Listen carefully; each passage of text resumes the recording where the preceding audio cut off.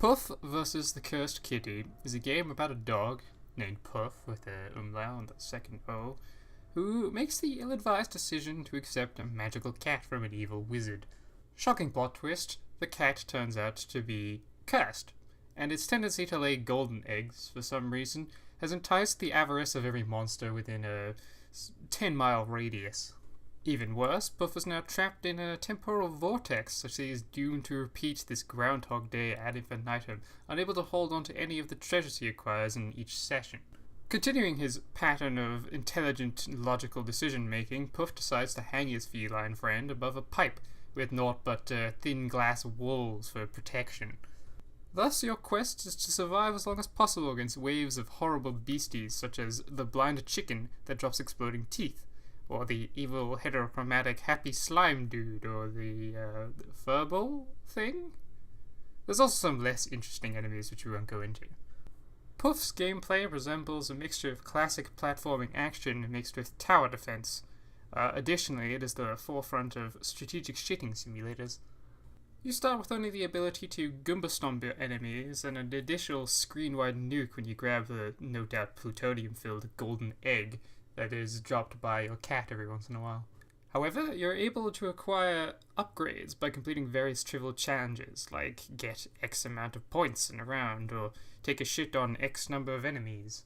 This does add some variation to the endless way of gameplay, which is quite nice.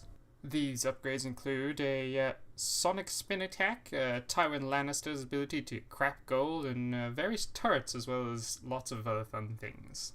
The unlockable weapons spawn at various points across the map, so you actually have a reason to leave the bottleneck around your cat, which can leave you open to backdooring by those bastard little slimes. This is also where the tower defense aspect of the game comes into play, as there are various strategic positions around the map where you can place your turrets. Additionally, you can unlock new areas which are filled with upgrade spawns and new monster spawns, increasing your risk and reward, yada yada. As you progress through the tech tree, the once trivial missions become actually challenging and the difficulty ramps up quite nicely. You also unlock random cosmetics as you play, which are also applied at random, giving subsequent rounds a unique feeling. One moment you're in a castle defending a Viking, and next you're in the pits of hell defending a BDSM cat. The final big feature is the online leaderboard, which gives the game a nice arcade style of competition, which also allows you to compare with your friends explicitly. My main critiques are that it doesn't have a lot of quality of life improvements. Foremost is the lack of an options menu, although curiously enough the menu has a selection entitled How to Play and Options, but it doesn't really give you any options. Secondly is the lack of a story restart if, for instance, you forgot to record the intro while making a review.